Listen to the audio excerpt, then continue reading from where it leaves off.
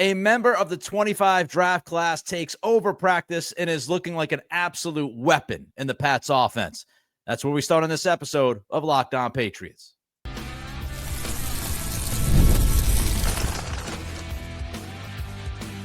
You are Locked On Patriots, your daily New England Patriots podcast. Part of the Locked On Podcast Network, your team every day. What's up, Patriots fans? I'm your host, Nick Cattles, born and raised in New England, also host of the Everything Pats podcast, co-host of the Greg Bedard Patriots podcast with Nick Cattles, and veteran sports talk show host. We appreciate you joining the show, of course. And on today's episode, 3 receivers fighting for their roster lives all make plays as a camp battle gets even more interesting. Also, a young Pat gets carted off while another continues to show out. But first, TreVeyon Henderson makes life miserable for the Pats defense. We appreciate you joining the show, making us your first listen, and for being an everydayer. The Locked On Patriots podcast is a proud partner of the Locked On Podcast Network, your team every day. 2 rookies took big steps forward in Monday's practice, but I want to start with TreVeyon Henderson because he was clearly the story coming out of practice. Phil Perry posted, Henderson submitted 2 of the plays of the day today. Looked like a wheel route, helped him get by Robert Spillane along the left sideline for a long score. Moments later, got by Christian Ellis for another long TD on another Drake May dime. Speed, hands on display. Mark Daniels posted, Henderson led the Patriots with 5 receptions today. 1, 2, 3, 4, 5. I had him down for 3 receiving touchdowns and 1 rushing score. Andrew Callahan posted, the kid is going to be involved. Evan Lazar, Henderson was a huge problem. And let's just cap it all off with national insider Jordan Schultz, who posted, there's a lot of excitement within Patriots circles about rookie running back TreVeyon Henderson. Everyone knew about his home run speed and explosiveness, but multiple team sources have also emphasized his elite pass catching and pass protection abilities. Words like quote unquote special and quote unquote difference maker have been used to describe him. Surely feels like New England has a super dynamic young back for May to lean on. We start with Henderson and his huge impact as a receiver. It's rather obvious. When you're reading these reports, when I'm talking to people that are out at these practices, they tell me, Nick, TreVeyon Henderson, just a different dynamic to this offense, a different dimension to this offense. Antonio Gibson is a good receiver, played receiver in college, but his pass protection issues caused a problem, which I think led the Patriots to looking Henderson's way to use a top 40 pick on him because you need somebody on third down that you can trust. If it's not going to be Stevenson, you don't necessarily trust Gibson, so you got to find the guy. And Henderson is the guy, but it's not just about pass protection on third down. It is his ability as a receiver and what he can do. Wheel routes, beating linebackers. He is a matchup nightmare for pretty much any defense in the league. He is so tough to cover. His explosiveness, his speed, his shiftiness, his impact as a receiver cannot be overlooked. You took a step forward exponentially in your backfield by spending the top 40 pick on Henderson. Because what you have now in 2025, as we get ready for this season, we get ready for the first joint practice against Washington, then we get ready for the second joint practice against Minnesota, and then we start talking real football. And when you look at this backfield, the addition of Henderson has just completely changed the landscape, has made this backfield so much more dangerous. And you know who loves that? May loves that because May has a security blanket. There's nothing better. Ask Tom Brady. How many times did we see this over and over and over again during Brady's career? There is almost nothing better. You could say an alpha wide receiver, but there is almost nothing better than having a trusted running back that can play on third down, that can get open, and that can explode from time to time. And James White wasn't the most explosive guy. Shane Vereen wasn't the most explosive guy. You can go back to the days of Kevin Falk, Danny Woodhead, Rex Burkhead for a spell here and there. You look at these third down backs, they weren't always super explosive, super dynamic. Henderson's the best of both worlds. He brings that, consistent blanket, security blanket for the quarterback, but he also brings that explosion and that unbelievable game-breaking speed. And you just don't find that from everybody in the game. It's almost like you have a running back X-receiver in your back pocket that you can attack linebackers with. You want to talk chunk plays? You want to talk safety valve? That's what Henderson can be. Meanwhile, another rookie who was quiet early in camp, starting to make some noise, and that is Craig Woodson. Woodson, Monday's practice, started getting reps with the ones, started taking maybe some reps from Kyle Duggar. Greg Bedard wrote the following: Duggar saw a downturn in first-team reps as Woodson got some run. In Bedard's latest 53-man roster, in that column that he just came out with at BSJ, he wrote, "This might be it for Kyle Duggar. He's the same player he's always been and showed that by getting beat twice on the same old stuff. There's always just a slight momentary lack of focus. I'd finally part ways," Bedard wrote. Start the Craig Woodson era. Is that what we saw during Monday's practice? Did we see the beginning of the Craig Woodson era? We'll have to keep an eye on the reps this week heading into the joint practice against Washington. But if Woodson continues to get reps in place of Duggar, it is absolutely a worthwhile discussion to have. And I know Duggar signed his contract extension just last year. And I know that he was hurt for most of last season, and that no doubt impacted his play. But the coaches are watching this, and Duggar's healthy, and he's getting beat in coverage. He's getting beat downfield. He's letting guys get behind him. And Vrabel's not going to stand for that much longer. So the reliability, does Woodson actually become more reliable than the veteran Duggar, especially in coverage? If he does, I don't think this coaching staff, led by Vrabel, would hesitate to pull the trigger and replace Duggar and say he's just not getting the job done. And now it's going to be up to Duggar. Can you be, assignment focused? Can you be assignment responsible? Can you prove to this coaching staff that you can cover guys? Because that has been an issue off and on for several years with Duggar. Last year, again, you can kind of chalk it up and say, the injury. And there's no doubt, pretty significant ankle injury. Had to have tightrope surgery on that ankle after the season was over. But this is also a focus problem, an assignment problem, a reliability problem with Duggar. And you just can't keep making those kinds of mistakes, because one of those back-breaking plays you allow a receiver to get behind you, it's game, set, match. And this team, no matter how much they are improved, or we think that they are improved, they're not good enough to give up huge plays in the passing game because of mental mistakes. They're just not good enough. Woodson provides more versatility than Duggar. Woodson does give you the opportunity to possibly play him at the big nickel. Duggar, let's not forget, is 29 years old. Woodson is 24. So even though Woodson is an older rookie, that actually might work out for him in this case, because he's got some more maturity than other guys coming out. He's got more experience than some other guys coming out, but he's still 5 years younger than Duggar.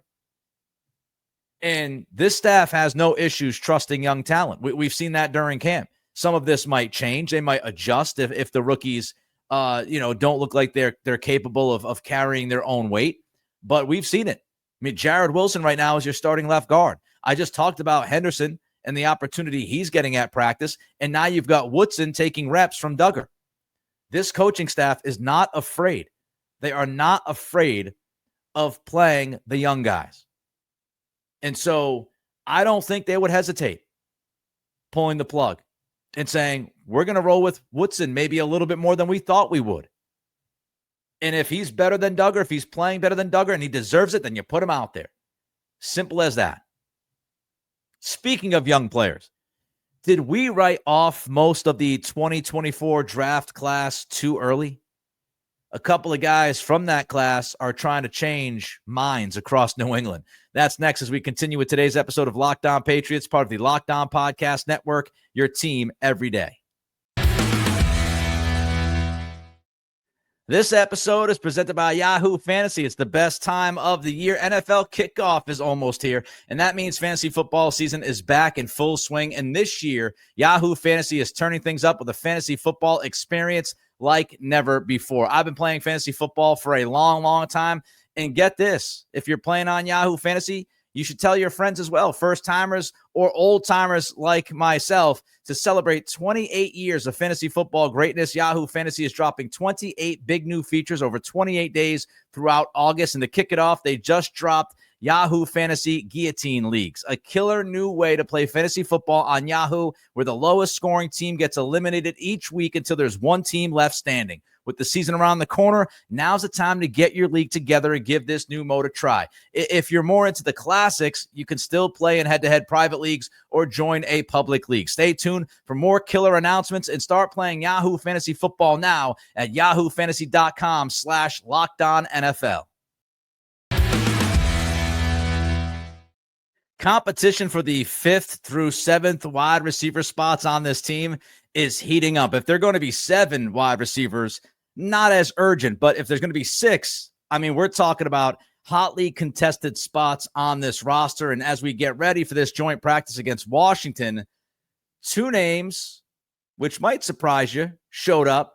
Another name should really surprise you that showed up. Let's get into it. Doug Kyed from the Boston Herald posted, Jalen Polk was 4-0 during his one-on-ones versus Patriots DBs today. Perfect. 4-0. Meanwhile, Javon Baker was making plays. Doug Kyed again. Baker caught 3 straight touchdowns from Joshua Dobbs in 7-on-7s. Evan Lazar posted, nice day so far for Javon Baker. He just caught a back shoulder fade from Dobbs for a touchdown, and that touchdown was separate from his 3 touchdowns in 7-on-7s. I'm not done yet. Another wide receiver made a play. Andrew Callahan posted, Efton, period, Chisholm, period.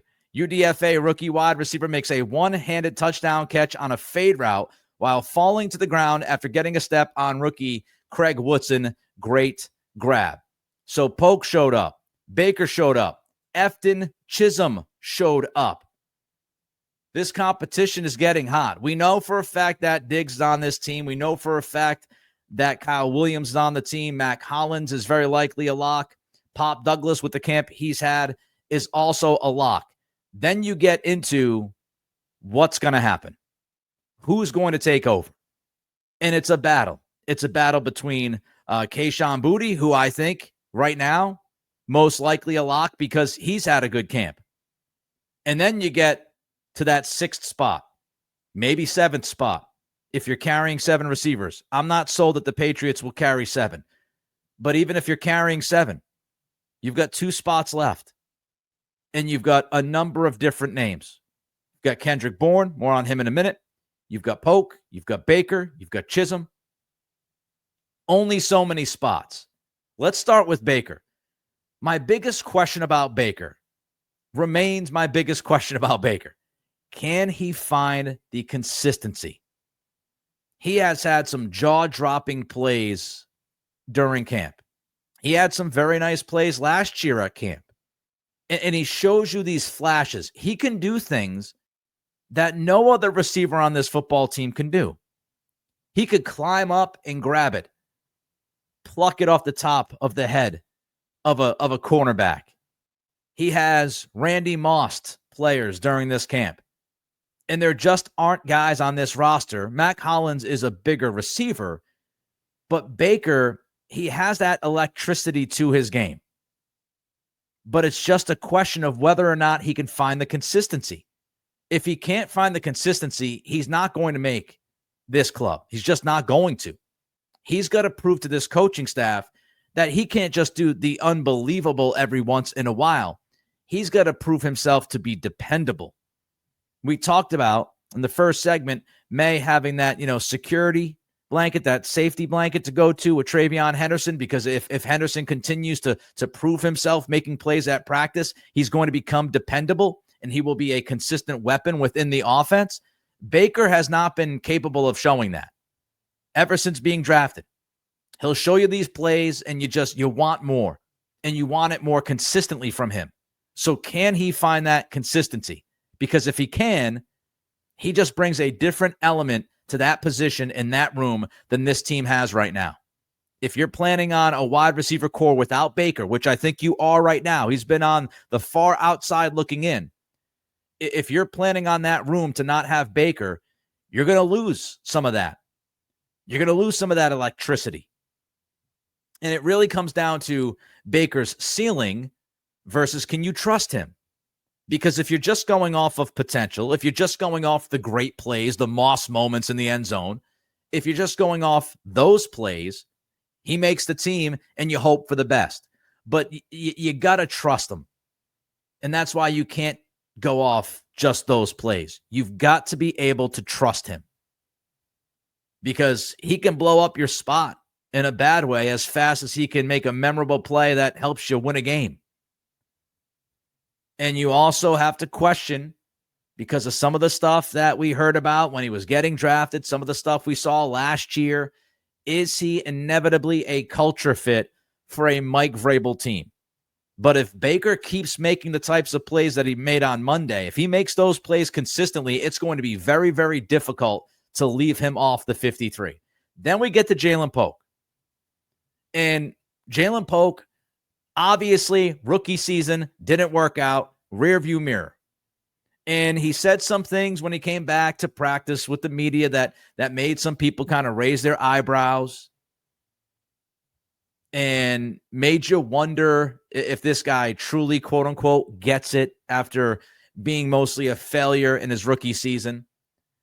But since Polk's been back, he had the shoulder injury, shoulder surgery, wasn't involved in the 11-on-11, 7-on-7s at OTAs, mandatory minicamp. He missed the first few days of training camp. He gets back out there for the first padded practice last week.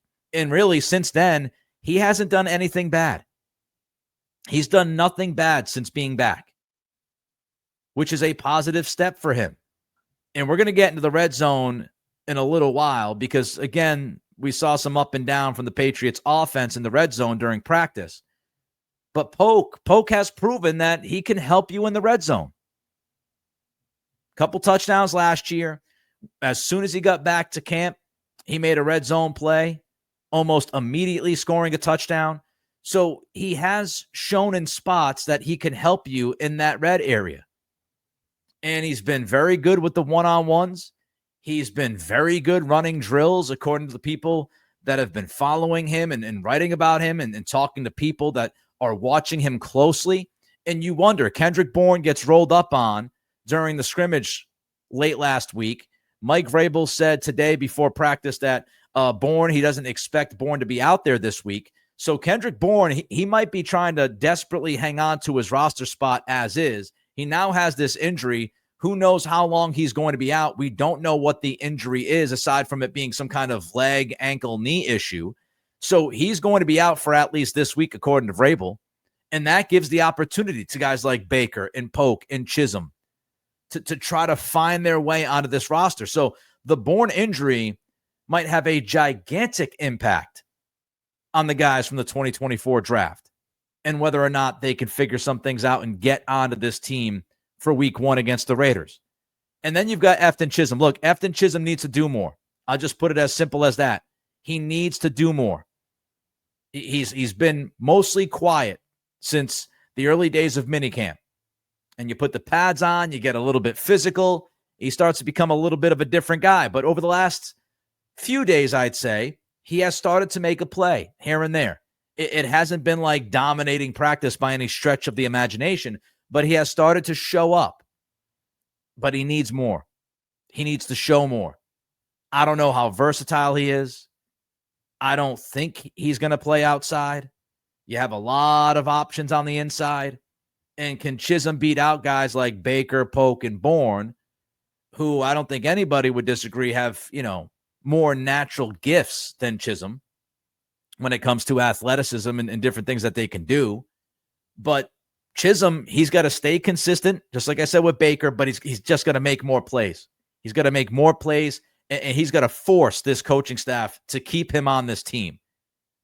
And that's going to be very tough for him to do. But you start off with small steps, and he's starting to make some plays here as camp goes on. We'll see what he does in the joint practice. We'll see what he does in the preseason. I would imagine he will be playing plenty of snaps in the preseason. And if he can show out a little bit, he might push the staff to put him on this team. All right, well, look to be a severe injury hits camp. That and much more as we continue with today's episode of Locked On Patriots, part of the Locked On Podcast Network, your team every day.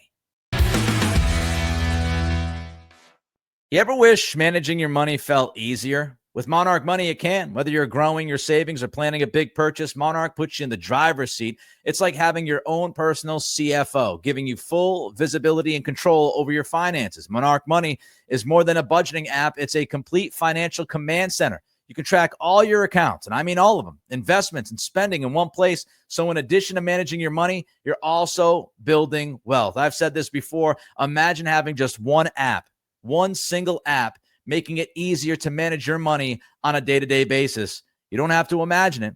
It's Monarch Money. Take control of your finances with Monarch Money. Use code LOCKEDONNFL at monarchmoney.com for 50% off your first year. That's monarchmoney.com, code LOCKEDONNFL for half off your first year.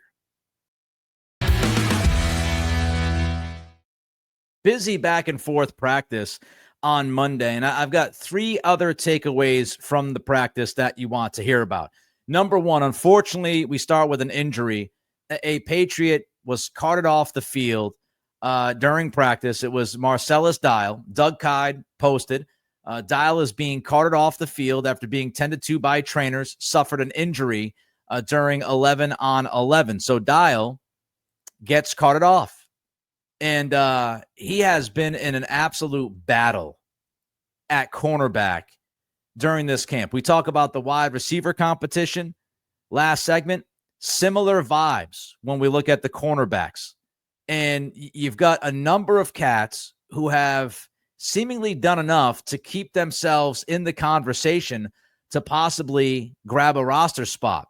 And Greg Bedard wrote about that during his 53-man roster column. Here's what he wrote. There's a fierce battle going on for the final 2 or 3 spots at corner. It's very close between Isaiah Bolden, DJ James, Dial, Miles Battle, Crossley, and even Minor. And, so you got, let me count that. 1, 2, 3, 4, 5, 6 guys who are battling for 1 or 2 spots. And I hate seeing guys get injured, hate seeing guys get hurt.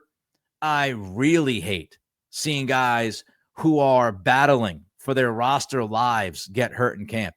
These guys, when we talk about the Isaiah Boldens, the Marcellus Dials of the world, them making the Patriots roster for week 1 and not making the roster could end up being the difference between them being in the NFL, not in the NFL. Of course, you can look at the practice squad. Maybe some other teams are dealing with some injuries at cornerback. They're a little thin there. They want to do something to change it up. But we're talking about guys who not only are fighting for their Patriots roster life, but could be fighting for their football life. And so to see Dial go down, get carted off, he was tended to by trainers for at least a couple of minutes. We hope it's not a significant injury because I just hate seeing guys go down. I hate seeing guys go down during a camp battle. I want to see somebody win that job or win those jobs instead of just getting it by default because somebody blows out their knee. It's brutal. And enough with the cornerback injuries. I've had enough with the cornerback injuries. Not to sound like Seinfeld. What is it with all the you got Davis, who was limited in practice today. You've got Gonzalez, who's not at practice, likely this week, according to Vrabel. Now you've got Dial going down and getting carted off. I mean, enough with the cornerback injuries during camp. I will say, though, the good news, if you can get good news out of unfortunate circumstances, it is the fact that you do have as many corners in camp that you do, and as many guys who are making cases to get onto the 53. You've got Davis, you've got Gonzalez, and now you've got Dial. All those guys being out or limited opens the door for other guys to get more reps. And inevitably, it's who's making the most out of the opportunity. And one guy taking a big-time advantage, I've touched on him very lightly, but DJ James is balling out. And he is balling out day in and day out at practice. Evan Lazar tweeted today, DJ James having a great practice. He's blanketed Booty, Diggs, and Kyle Williams. So it's not like DJ James is blanketing, the very end of the wide receiver depth chart. Practice today, he blankets Booty, Diggs, and Williams. Mike Giardi, and we know Mike's a very objective, pretty tough grader at times. And Mike posted, even when James surrenders a catch, he tends to be in the wide receiver's hip pocket. His summer reminds me a little of J.C. Jackson's from a few years back. Not saying he's J.C., but very involved in taking advantage of the opportunities, as I just mentioned. And, James was a draft pick of Seattle last year. I think it was the 6th round. I want to look it up. I'm almost positive it was the 6th round, but I want to make sure that it was 6th round. Yeah, 6th round. So 192nd overall. He was drafted by Seattle in the 6th round of last year's draft. And when you think about the guy who's calling the shots in Seattle, John Schneider, he had some really good success picking cornerbacks. And yeah, you could sit there and say Pete Carroll had a big role in that. Sure. But hey, Schneider was there. They drafted Richard Sherman. They've drafted Woolen. They've drafted Witherspoon. They've drafted some really good cornerbacks. And so if you look at James and you wonder what's going on, why didn't he get as much of a shot last year? Seattle's got some good DBs. And this might be a case of you taking advantage of that, finding a guy, and he's been mostly terrific during this camp. And right now, it'd be tough to see him not on this football team. So tip of the cap to DJ James, who continues to show up and mostly show out. Let's move on to the red zone. Red zone offense, again, up and down, up and down. Greg Bedard wrote the following. It was all red zone work, and it appeared, talking about Monday's practice, it appeared the offense had the upper hand in the early, pay special attention to this, high red zone periods from the 20 to the 10. Drake May tossed 2 touchdowns to Henderson, another to Douglas. Dobbs had scoring passes to Baker and Chisholm. So when we're talking about the 20-yard line and then you're talking high red zone there. Low red zone is when you get inside the 10. And that's the next part that Bedard writes. But the defense dominated in these spirited low red zone sessions. In a closing game situation with 45 seconds left from the 25-yard line. May was just 2 of 10 in the final 3 periods after starting 8 of 10. Dobbs 2 of 5 with 3 sacks. Anthony Jennings, by the way, had 2 of those in the final 3 periods. So the offense started off pretty well in the red zone when it was the high red zone. Later on in the practice, you move down to the low red zone, and the defense was, for all intents and purposes, dominant. And that tells me that defensive line is winning against the offensive line. Vrabel talked about before practice, trying to defend every blade of grass in the red zone. That's what they're working on. So, offensive line, defensive line, who's winning in the trenches? D-line's winning, low red zone. Of course, you got the quarterback's internal clock. It's a ticking when you get into the red zone. You got to be super decisive. Guys have to get open quickly. It happens like this. And for the offense, it's interesting because they're dealing with the backup cornerbacks. You don't have Davis out there. You don't have Gonzalez out there. Davis isn't a full go. Gonzalez isn't out there. And the pass rush has been pretty great. Meanwhile, last note here, offensive line, the juggling continues. Monday's practice, Vidarian Lowe back from PUP. Caden Wallace was absent after getting dinged up during the scrimmage. Garrett Bradbury returned to practice. Morgan Moses left early. Not sure if that's because he's being managed. We saw that once before earlier in camp, so it could be just that. And this caused some kind of turnover, especially on the second unit. Mark Daniels posted with Wallace and City So, who's also out.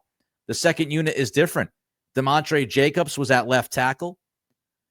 Ben Brown was at left guard. Cole Strange was at center. Tyrese Robinson was at right guard, and Marcus Bryant was moved to the right side. And you had Ben Brown playing left guard, Strange playing center. Strange reportedly had a pretty good day. And Vidarian Lowe. Greg Bedard said that Vidarian Lowe, his wins during the one-on-ones, he was 2-1. His wins were impressive. And so he's being worked back in. And the main thing we got to look at is, can they settle on the best 5? Can you get to the best 5? Can you settle on a best 5 by the latest, that Minnesota joint practice? So you got about a week and a half to figure this out. You got to have your best 5 by then, so you can go into the final few weeks of camp in the preseason knowing who your guys are and getting ready for that opener against Vegas. The second unit remains fluid. It's the best I can give you. That wraps up this edition of Locked On Patriots. Reach out to me on Twitter at Nick C Radio. Don't forget to throw a comment in on the YouTube channel, and don't forget to hit the like button and subscribe to this podcast. Thank you for being an everydayer, making Locked On Patriots your first listen. Your second listen, check out Locked On Bets. Lee Sterling, Kevin Rogers do a great job over there. You can find Locked On Bets on YouTube or wherever you listen to your podcast. Have a great day, and we will see you tomorrow.